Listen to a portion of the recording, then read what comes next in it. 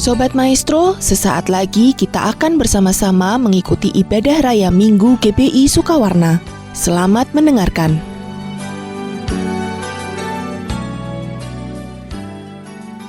Shalom. Sebab hari-hari ini kita ada di era Pentakosta ketiga. Mari bangkit gereja Tuhan di akhir zaman dengan kuasa Roh Kudus. Haleluya.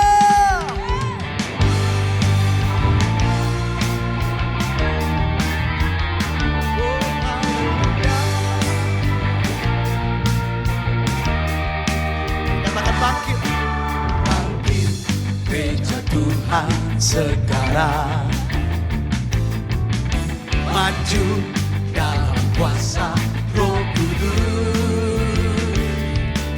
Kemenangan telah diberikan, kuasa dosa dipatahkan, umatnya dipulihkan, bersoraklah. Mari katakan sekali lagi, bangkit.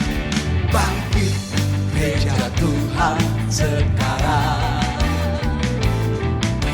Maju dalam kuasa Roh Kudus. Kemenangan telah diberikan, kuasa dosa dipatahkan, umatnya dipulihkan, bersoraklah.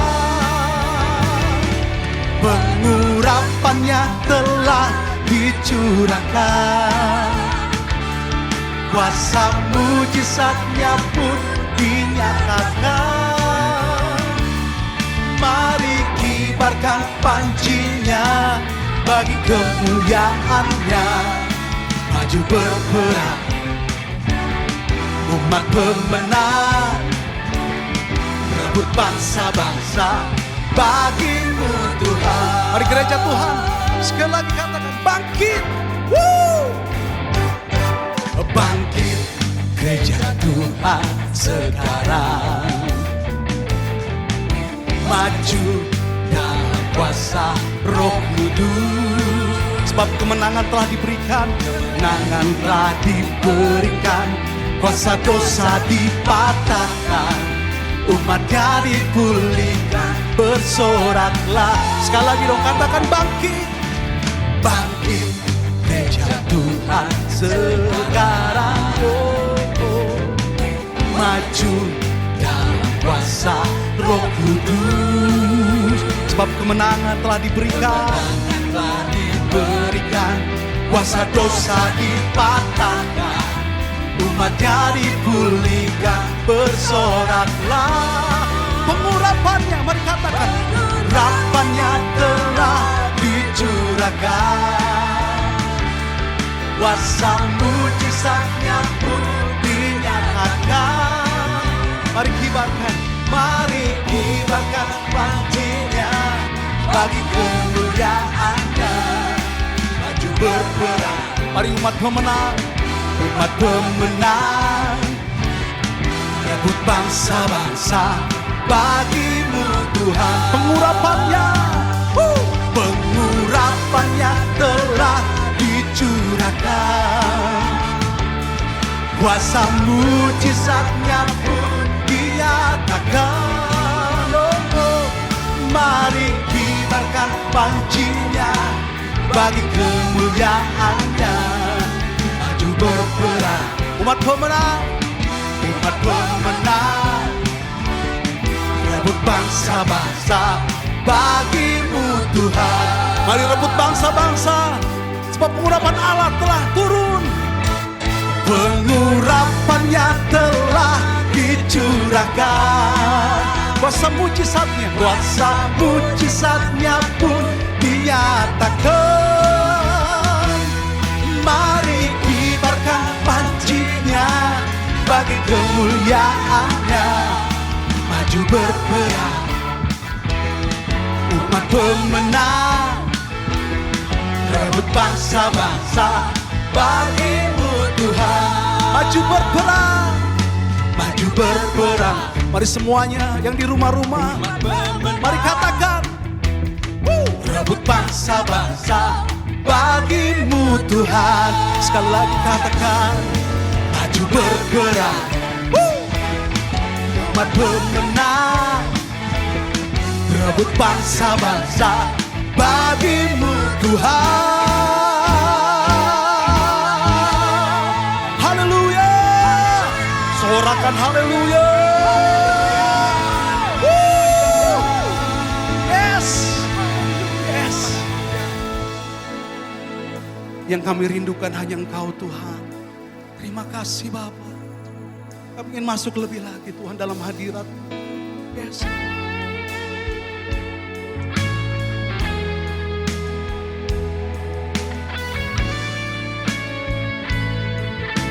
Haleluya.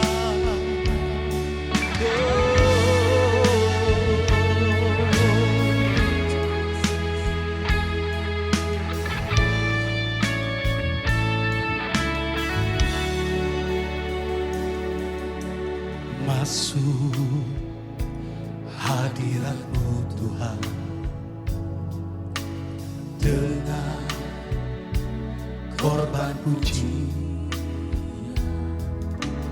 Masuk hadirat-Mu Tuhan, berhiaskan kekudusan.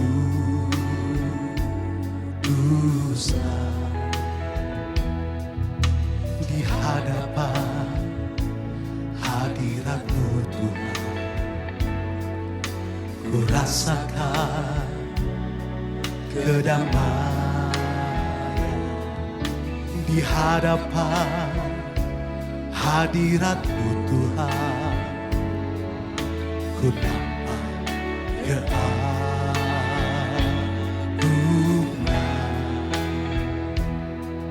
Oh Yesus, mari katakan, Yesus,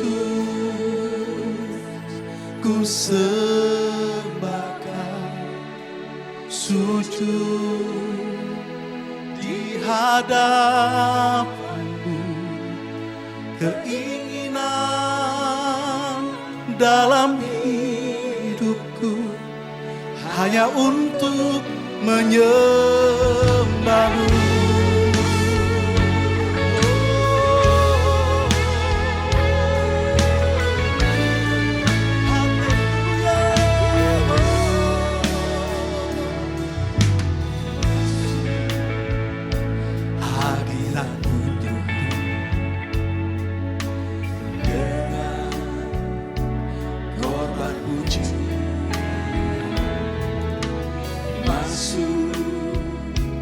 Hadirat-Mu Tuhan, berhiaskan kekudusan.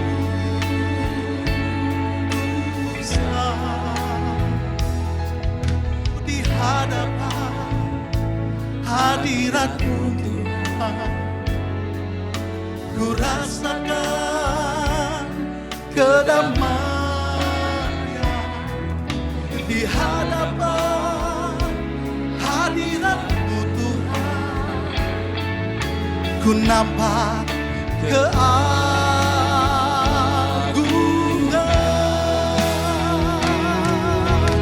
Yesus,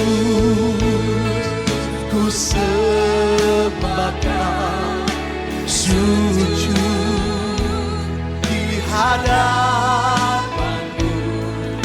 Keinginan dalam hidupku hanya untuk menyembah-Mu. Mari katakan Yesus, oh Yesus, ku sembahkan sujud di hadapan-Mu. Keinginan dalam hidup hanya untuk menyembah-Mu. Mari sama-sama kita sembah Dia, Bapak Ibu Saudara yang ada di rumah-rumah. Mari nikmati hadirat Tuhan saat ini. Mari nikmati hadirat-Nya.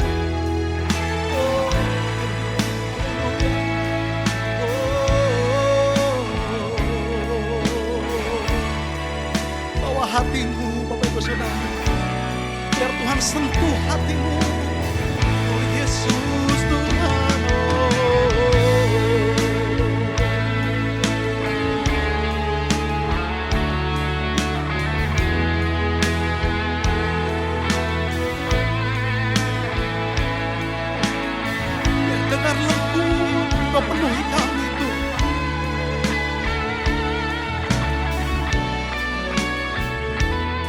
sama-sama katakan, Yesus ku sembah Kau.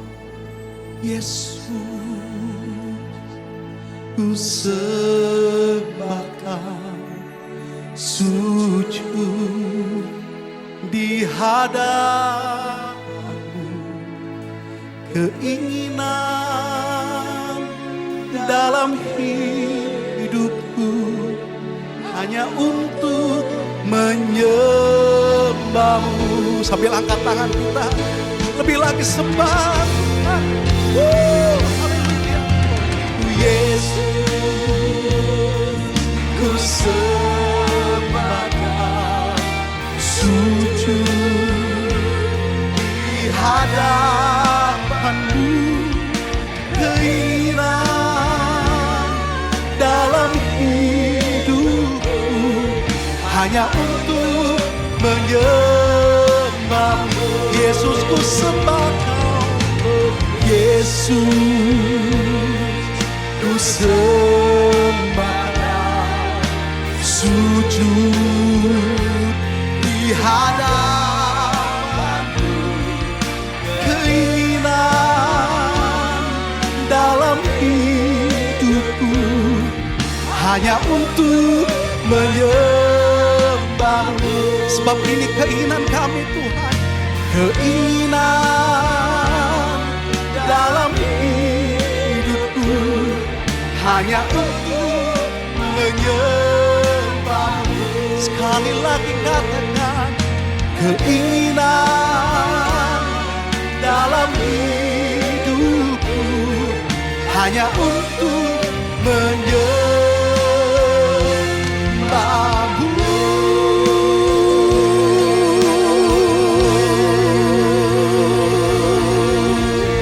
Sorak-sorak, haleluya, haleluya, haleluya, haleluya.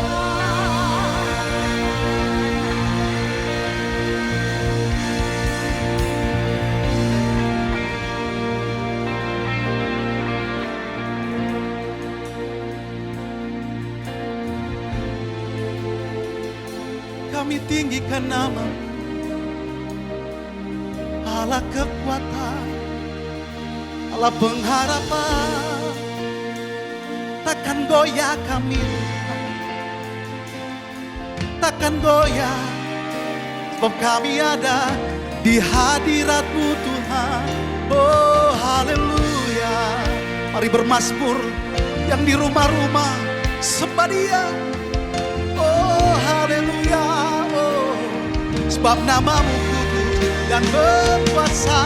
Oh layak dipuji, disembah. Kami memuja-Mu Tuhan, kami memuji-Mu. Oh, Yesus, Yesus, ajaib dan berkuasa. Haleluya, haleluya. Biar yang lemah berkata kami kuat, yang sakit sembuh, yang berbeban berat ku angkat bebannya Tuhan. Ada mujizat di dalam hadirat Tuhan. Oh, kami percaya Tuhan. Hey, oh Yesus, Yesus, Yesus, Yesus, Yesus. Biar orang-orang yang berharap pada Allah menyebut nama-Mu, menara yang teguh Tuhan, menara yang kuat Bapa. Yesus, Yesus, Kau berarti bagiku. Yesus, Yesus, Kau segalanya bagiku. Katakan Yesus, Yesus, Yesus, Kau berarti bagiku. Oh Yesus, Yesus, Kau bagiku.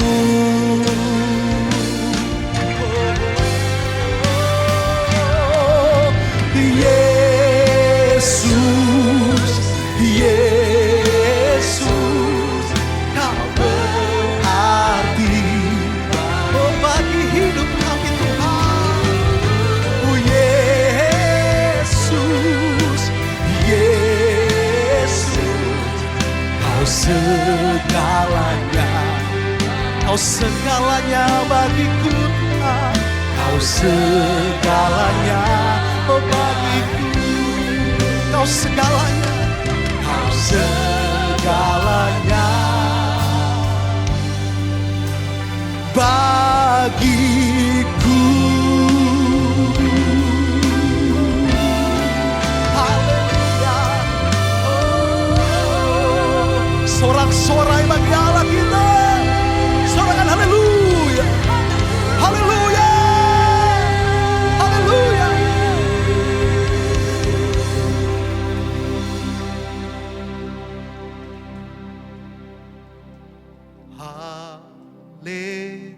Haleluya, haleluya, bagi anak domba yang duduk di tahta. Haleluya,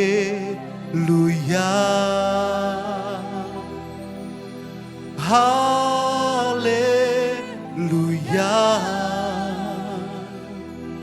bagi anak domba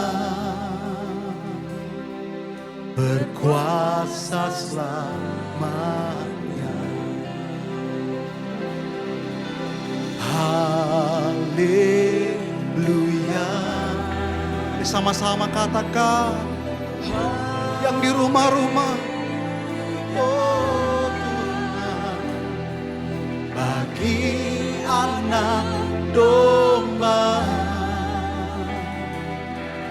yang duduk di tahta. Haleluya, haleluya, bagi anak domba berkuasa selamanya. Mari sama-sama sembah. Kami mau katakan haleluya. Kami mau katakan hosana bagi Raja segala Raja. Oh haleluya. Bagi Raja yang duduk di tahta, anak domba Allah.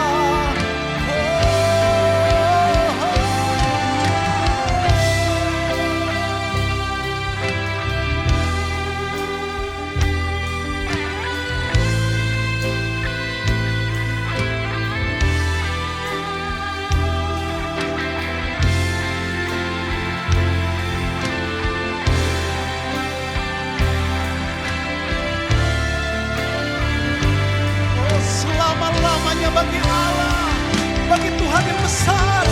Berikan sorak-sorai dan katakan haleluya,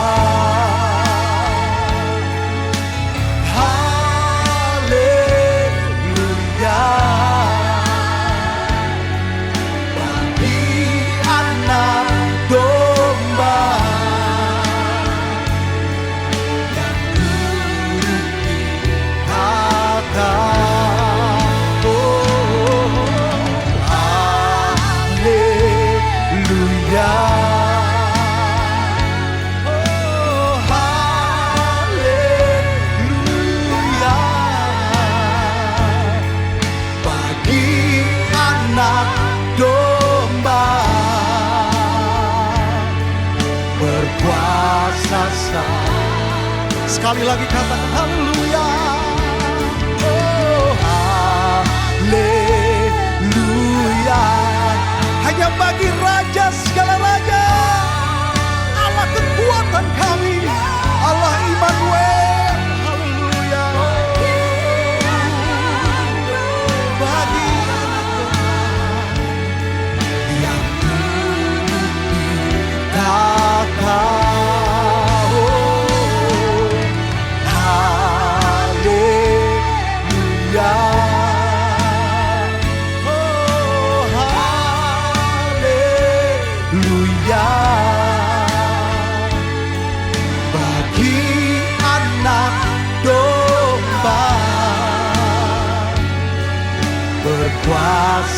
selamat bagi anak domba, bagi anak domba, bagi anak domba, bagi anak domba.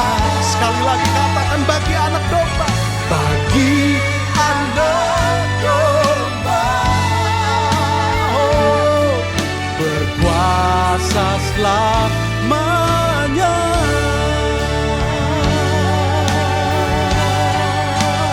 Haleluya, haleluya. Sorak-sorai bagi anak domba. Haleluya, haleluya.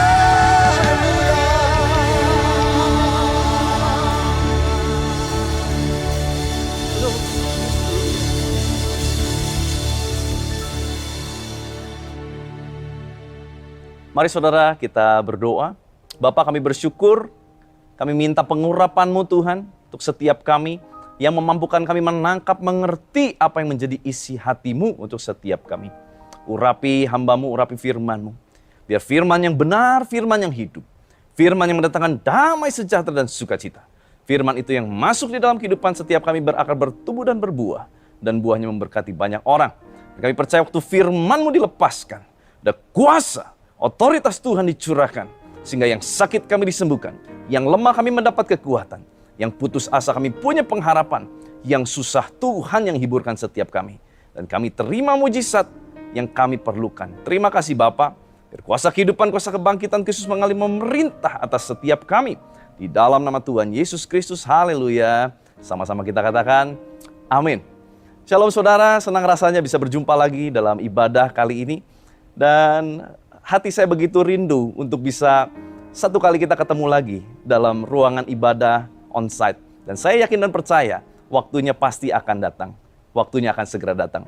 Saudara, mari kita sama-sama hari ini akan merenungkan firman Tuhan. Yang saya beri judul adalah binasa karena berkat. Binasa karena berkat.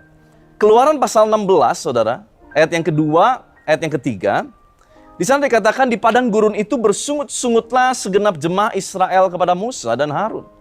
Dan berkata kepada mereka, kalau kami mati tadinya di tanah Mesir oleh tangan Tuhan, ketika kami duduk menghadap kuali berisi daging dan makan roti sampai kenyang.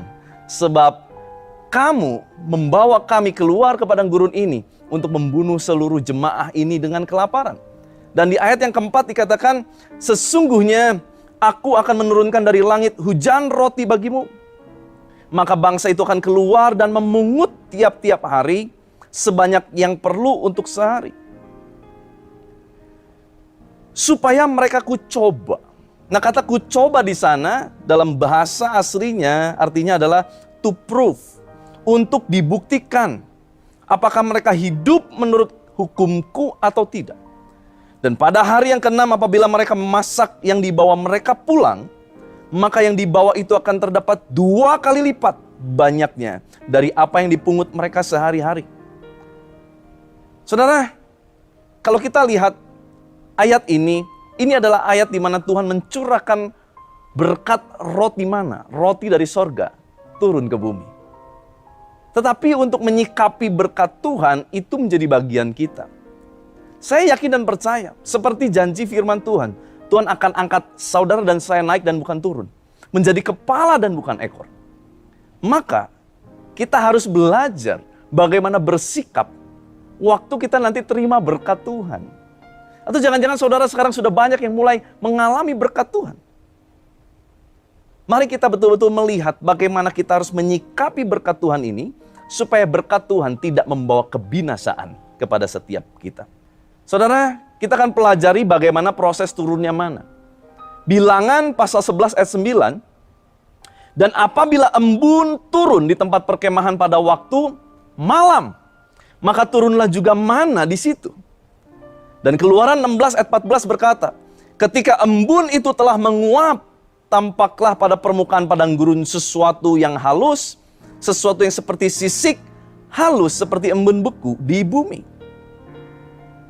Apabila embun turun di tempat perkemahan pada waktu malam. Saudara, sebetulnya embun dan mana itu Tuhan curahkan sejak malam. Nah kalau kita lihat ini, kita ingat korelasi dengan satu firman Tuhan yang berkata, Tuhan memberkati orang-orang dikasihinya pada waktu tidur. Jadi sebetulnya mana itu sudah ada sejak malam hari. Tetapi bangsa Israel harus menunggu. Ada satu periode waktu. Dari malam sampai menuju pagi. Sampai embun itu mulai mencair. Baru mana itu muncul. Baru berkat itu kelihatan. Saudara, mungkin hari ini sebetulnya Tuhan sudah curahkan berkatnya dalam kehidupan Anda dan saya. Tetapi kita masih harus menunggu waktu. Ada waktu yang kita harus tunggu, yaitu waktu Tuhan.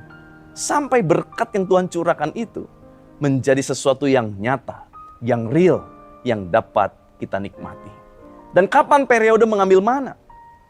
Di Keluaran 16 ayat 21, setiap pagi mereka memungutnya, tiap-tiap orang menurut keperluannya. Tetapi ketika matahari panas, cairlah itu. Periodenya adalah jelas pagi hari, sebelum matahari menjadi panas. Saudara, dari ayat ini kita belajar, Tuhan tidak mau hidup kita menjadi hidup yang pemalas. Tuhan ingin kita menjadi orang-orang Kristen yang rajin bekerja. Ada 3 penyebab berkat menjadi masalah. Ada 3 penyebab berkat menjadi masalah. Yang pertama, kita harus hati-hati saudara. Berkat Tuhan bisa menjadi sesuatu yang baik, dan seharusnya memang menjadi yang baik. Mendatangkan damai sejahtera, mendatangkan sukacita dan kebaikan. Itu berkat Tuhan. Tetapi kalau berkat Tuhan mulai tidak menjadi baik, kita harus cek. Jangan-jangan ada yang salah dengan respon kita terhadap berkat Tuhan. Yang pertama, penyebab kenapa berkat bisa menjadi masalah adalah tidak mendengarkan instruksi. Tidak mendengarkan instruksi. Keluaran 16 ayat 19-20, Musa berkata kepada mereka bangsa Israel, seorang pun tidak boleh meninggalkan daripadanya, yaitu mana, sampai pagi. Tetapi ada yang tidak mendengarkan Musa dan meninggalkan daripadanya sampai pagi. Lalu berulat dan berbau busuk. Maka Musa menjadi marah kepada mereka. Saudara, jelas Tuhan sudah memberikan berkat yang baik. Tetapi waktu mereka tidak mendengarkan instruksi itu, mereka meninggalkan berkat itu sampai pagi. Apa yang terjadi dengan berkat itu? Berkat yang harusnya menjadi baik, bermanfaat, sekarang menjadi busuk, berulat. Yang artinya berkat itu tidak lagi membawa kebaikan. Saudara, kalau berkat Tuhan sudah mulai menjadi busuk dan tidak membawa kebaikan, hati-hati. Jangan-jangan selama ini hidup ikut Tuhan, kita tidak mendengar instruksi. Antara mendengar dan mendengarkan adalah 2 hal yang berbeda. Mendengar, masuk, keluar lagi. Kalau mendengarkan, masuk, dicerna, dan tidak keluar. Karena itu dicerna, masuk di dalam pikiran. Direnungkan, masuk di dalam hati. Banyak kali kita ikut Tuhan, kita cuma mendengar. Dan kita cuma pengen mendengar apa yang baik. Tapi hari ini, kalau kita mendengar ini, biarlah kita bukan cuma mendengar, tapi mendengarkan. Yaitu kita ada pay attention. Ada satu perhatian fokus untuk kita bisa mendengar sungguh-sungguh. Sampai kita tahu setiap instruksi-instruksinya. Beberapa saat ini, anak saya yang berusia hampir 6 tahun, lagi senang-senangnya belajar bermain Lego. Pencipta Lego itu sudah menentukan bahwa ada umur-umur tertentu untuk jenis Lego-Lego tertentu. Karena dia tahu itu adalah proses bagaimana anak-anak dilatih untuk mengembangkan otaknya melalui permainan Lego. Tetapi dasar anak-anak saudara ya, yang dia langsung cari adalah yang gampang. Dia pengennya langsung carinya yang orang-orangan, yang pasangnya gampang. Padahal jelas ada instruksinya dalam setiap mainan Lego yang dibeli. Dan instruksinya itu sudah begitu jelas. Di mana poin ke-1 kita harus lakukan apa, poin kedua, poin ketiga. Kenapa? Karena tujuannya supaya itu sesuai dengan mahakarya dari sang pencipta mainan Lego. Tuhan sudah memberikan mahakaryanya dalam kehidupan kita. Tetapi kalau kita tidak mendengar instruksinya, seringkali kita keluar dari jalur Tuhan. Kita keluar dari tracknya Tuhan. Di mana kita bisa mendapatkan semua instruksi itu? Firman Tuhan. Tuntunan Tuhan melalui hamba Tuhan. Visi yang Tuhan berikan kepada setiap bapak-bapak rohani di mana kita beribadah. Itu adalah tuntunan, instruksi-instruksi yang seharusnya kita perhatikan. Mari saudara, kita kembali perhatikan instruksi-instruksi. Dan kita cuma tidak mendengar, tetapi mendengarkan dengan serius. Yang kedua, penyebab berkat bisa menjadi masalah adalah workaholic. Workaholic, gila kerja. Gila kerja berbeda dengan giat bekerja. Candu kerja adalah gila kerja adalah candu kerja. Ini tidak boleh terjadi. Di ayatnya dikatakan, tetapi ketika pada hari ke-7 ada dari bangsa itu yang keluar memungutnya, tidaklah mereka mendapatnya. Hari ke-7 adalah Sabat. Sesuatu yang harusnya dikhususkan untuk Tuhan. Fokusnya sama Tuhan harusnya di hari ke-7. Tetapi orang-orang tersebut malah keluar untuk cari berkat. Padahal di ayat sebelumnya jelas, bagi setiap orang yang memasak di hari ke-6, apapun yang dibawa akan keluar menjadi 2 kali lipat. Karena itulah persiapan untuk Sabat. Saudara, buat saudara dan saya, kita harus ngerti, kita harus tahu apa Sabat. Sabat yang Tuhan berikan dalam kehidupan kita. Sabat pada zaman dulu, konteksnya adalah hari. Sesuatu yang dikhususkan, yaitu hari. Tetapi Sabat pada zaman modern sekarang, bukan hari saja yang kita maksudkan. Karena semua hari adalah baik di mata Tuhan. Tetapi harus ada sesuatu yang dikhususkan untuk Tuhan. Dan kita kerjakan itu sungguh-sungguh. Mungkin engkau struggle dengan pekerjaanmu. Mungkin itulah Sabat yang kita harus persiapkan sungguh-sungguh untuk Tuhan. Mungkin waktu saat orang lain masih tertidur, kita jam 4 subuh kita sudah bangun mencari Tuhan. Mungkin kita berkata, apa gunanya? Buat apa sih aku lakukan ini? Saudara, itu adalah Sabatmu. Di mana Sabat itu adalah sesuatu yang kita khususkan untuk Tuhan. Saudara, kalau saudara punya target-target duniawi, saudara pun harus punya namanya target-target rohani. Kalau saudara punya target untuk perusahaan saudara, bisnis saudara, pekerjaan saudara, kehidupan rumah tangga saudara, kuliah saudara, saudara pun harus punya yang namanya target-target rohani. Apa yang kita harus lakukan untuk rohani kita semakin baik, semakin baik, semakin baik. Sabat kita harus tahu. Sebab waktu kita mempersiapkan Sabat untuk Tuhan, perhatikan. Tuhan akan curahkan double portion blessing. Berkat 2 kali lipat ke dalam kehidupan Anda dan saya. Kuncinya, persiapkan Sabat. Sesuatu yang kita khususkan untuk Tuhan. Pecandu kerja, ada satu penelitian tentang orang yang mulai disebut kategori pecandu kerja, saudara. Sebuah studi 2013 oleh Kansas State University menemukan bahwa orang yang bekerja lebih dari 50 jam per minggu cenderung menderita konsekuensi kesehatan fisik dan mental. Hari-hari ini banyak orang masuk depresi. Masuk wilayah menjadi manusia depresi. Kenapa? Karena mungkin salah satunya adalah kita mulai berubah dari giat bekerja menjadi candu kerja atau gila kerja. Ketidakmampuan untuk melepaskan diri dari pekerjaan pada awalnya mungkin tampak menghasilkan peningkatan produktivitas. Awalnya. Namun, seiring waktu, produktivitas menurun, hubungan terputus. Stres mengambil efek kumulatif dan akhirnya kecanduan bekerja dapat meningkatkan resiko kesehatan dan bahkan berkontribusi pada kematian dini. Semakin banyak orang bekerja, semakin banyak uang yang mereka hasilkan. Tetapi semakin lama jam mengurangi jumlah waktu luang yang tersedia untuk menikmati, menghabiskan sebagian uang. Saudara, ini hasil penelitian sekuler. Tapi saya yakin dan percaya, ini menjadi satu cerminan buat kita semua. Bahwa kita nggak boleh menjadi orang yang gila kerja. Tapi kita harus menjadi orang yang giat bekerja untuk rencana Tuhan digenapi. Baik dalam marketplace, dalam kehidupan rumah tangga, kehidupan rohani. Semuanya menjadi baik. Saudara, mari tata ulang kembali. Kita punya jam kerja. Mari kita koreksi kembali. Kalau ternyata jam kerja kita mulai mengganggu hubungan kita dengan Tuhan, hubungan kita dengan keluarga. Mari kita koreksi. Yang ketiga, apa yang membuat berkat menjadi masalah, saudara? Yang ketiga adalah serakah.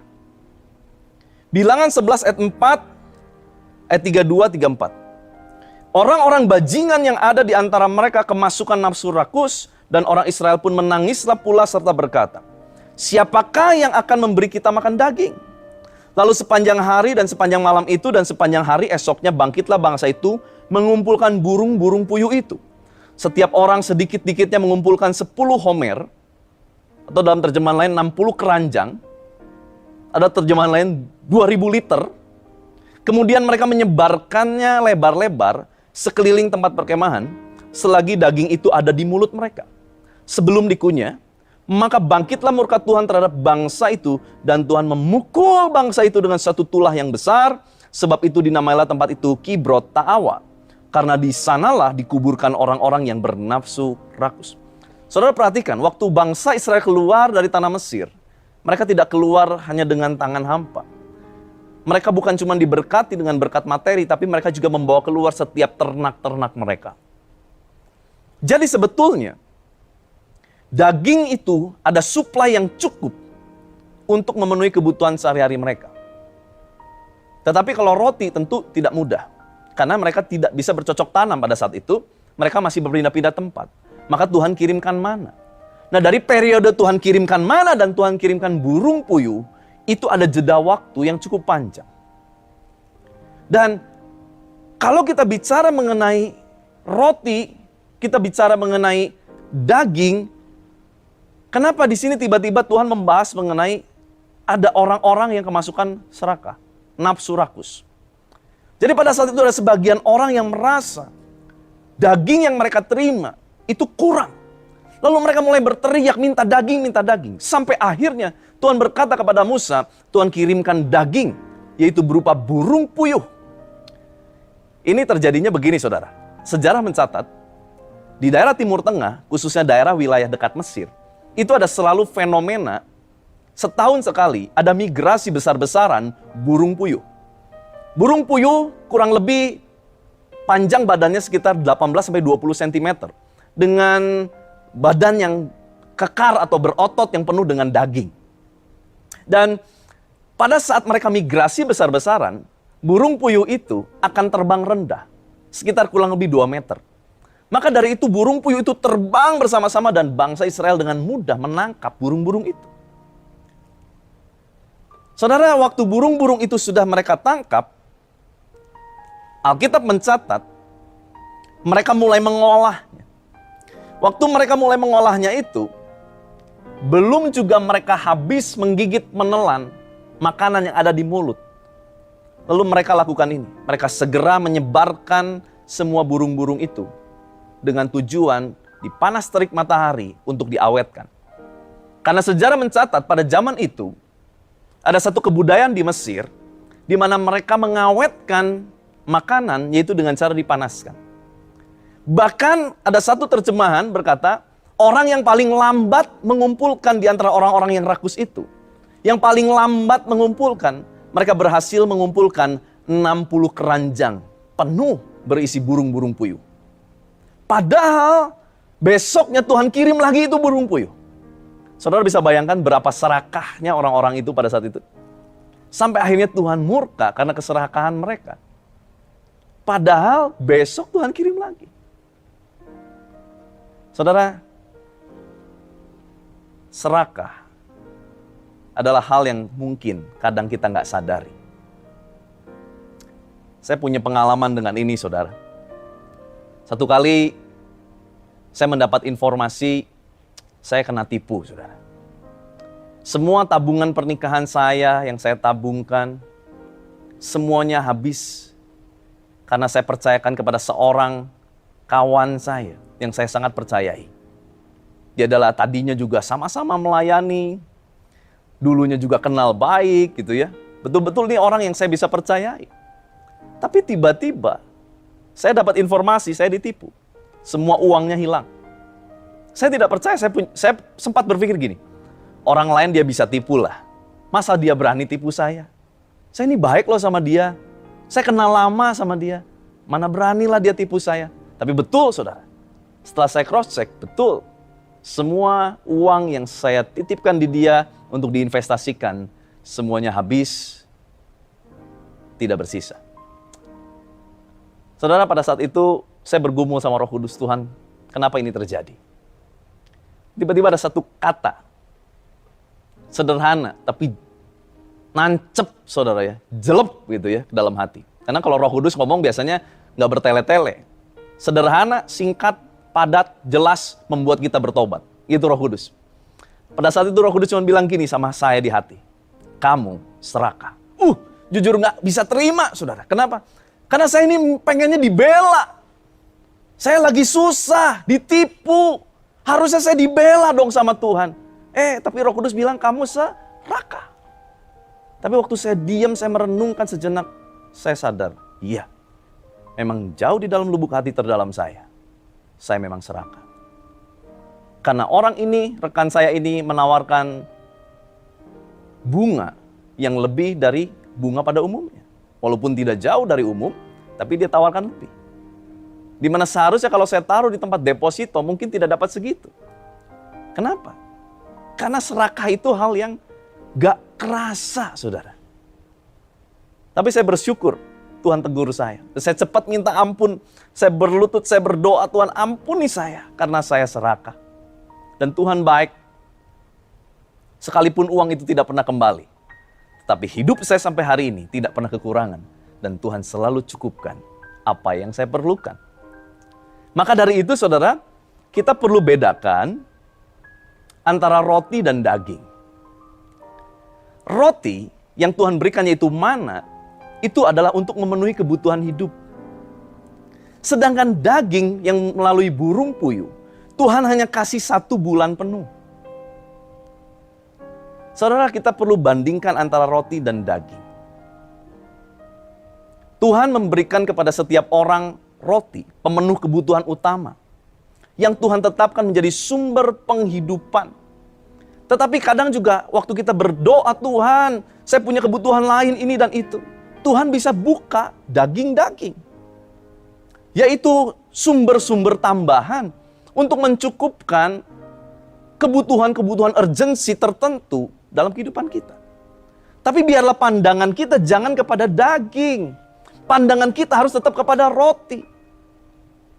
Karena daging itu hanya untuk pelengkap saja pada saat itu. Sebab rotilah yang lebih utama. Daging hanya diberikan 1 bulan. Kebayang saudara kalau orang Israel terus berpikir untuk daging seperti burung puyuh itu.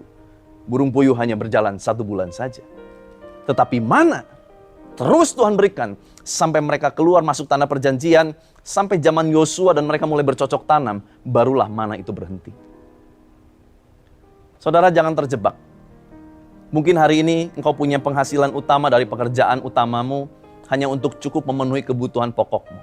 Gak apa-apa. Tapi jangan ditinggalkan. Kalau memang itu dari Tuhan, kerjakan sungguh-sungguh. Dan kalau kita berdoa dan Tuhan kirimkan daging-daging, biarlah daging-daging yang Tuhan kirimkan itu jangan menjadi fokus utama kita. Sebab itu mungkin hanya bertahan 1 bulan, mungkin hanya bertahan untuk periode waktu tertentu. Celaka saudara, kalau kita tidak jeli melihat ini dan mulai berpikir bahwa daging itu akan ada untuk selamanya. Lalu kita mulai meninggalkan roti itu dan beralih kepada daging. Saya melihat tidak sedikit orang-orang di sekeliling saya terjebak oleh hal-hal seperti itu. Mereka berpikir, oh ini sesuatu yang lebih baik. Tapi mereka nggak peka, nggak dengar instruksi, nggak tanya Tuhan. Lalu mereka terjerumus dengan pekerjaan-pekerjaan yang baru yang nampaknya lebih menjanjikan. Tetapi waktu mereka jalankan 1, 2, 3, 4 bulan, di bulan-bulan tertentu, tiba-tiba pintu itu tertutup. Saudara, mari kita hari ini belajar bagaimana menyikapi berkat Tuhan, sehingga berkat Tuhan tidak menjadikan kita binasa. Dan saudara, biarlah ini menjadi penutup saya. Mazmur 17 ayat 14-15. Biarlah perut mereka dikenyangkan dengan apa yang engkau simpan, sehingga anak-anak mereka menjadi puas, dan sisanya mereka tinggalkan untuk bayi-bayi mereka. Tetapi aku, kata pemazmur, dalam kebenaran akan kupandang wajahmu, dan pada waktu bangun aku menjadi puas dengan rupamu. Saudara, di balik dari semua roti daging berkat, ada 1 roti di atas segala roti yang perlu kita lebih perhatikan, yaitu roti hidup. Tuhan Yesus Kristus. Saya yakin saudara, kalau hari-hari ini fokus kita lebih tertuju lagi kepada roti hidup, Tuhan Yesus Kristus, maka semua roti-roti yang kita butuhkan di bumi ini, Tuhan akan cukupkan dalam kehidupan kita. Bahkan Tuhan akan lipat gandakan bagi setiap kita. Supaya apa? Supaya kita bisa menjadi saluran berkat buat banyak orang. Dan nama Tuhan dimuliakan melalui hidup Anda dan saya. Mari kita tutup ibadah kita. Tuhan, kami bersyukur untuk setiap firman yang boleh dibagikan. Hamba-Mu jauh dari sempurna, tapi Engkau sendiri akan menyempurnakan segala sesuatu. Engkau yang akan mengurapi firman-Mu ini dan menjadikan segalanya baik dalam kehidupan kami. Dan Tuhan, saat ini hamba-Mu berdoa, kalau ada di antara jemaat-Mu yang sedang mengalami sakit penyakit, Tuhan jamah sembuhkan, bilur darah Yesus menyembuhkan. Kalau ada yang mengalami lemah tubuhnya, Tuhan berikan kekuatan. Bagi mereka yang sedang mengalami pintu tertutup, Tuhan berikan hikmat sorga-Mu untuk membuka pintu-pintu yang baru dalam kehidupan setiap anak-anak-Mu. Bagi mereka yang sedang bergumul dalam pekerjaan, dalam studi, dalam apapun Tuhan, Tuhan, Engkau buka jalan-jalan yang baru sesuai dengan kehendak-Mu. Juga Tuhan, untuk setiap hubungan yang mulai hancur, keluarga, orang tua, anak, mertua, menantu, suami dan istri, Tuhan pulihkan, jamah di dalam nama Tuhan Yesus Kristus. Pemulihan keluarga terjadi. Terima kasih Bapa. Kami bersyukur untuk firman-Mu ini, meteraikan oleh darah-Mu yang kudus. Dalam nama Tuhan Yesus Kristus. Terimalah berkat Tuhan. Kasih karunia yang berlimpah-limpah daripada Allah Bapa dalam anak yang tunggal Yesus Kristus. Persekutuan yang manis dengan Roh Kudus menyertai saudara sekalian mulai hari ini sampai Yesus datang menjemput kita di awan-awan dan bahkan sampai selama-lamanya. Yang percaya bersama-sama katakan amin. Sobat Maestro, Anda baru saja mengikuti ibadah raya Minggu GBI Sukawarna. Terima kasih atas kebersamaan Anda. Selamat hari Minggu dan Tuhan Yesus memberkati.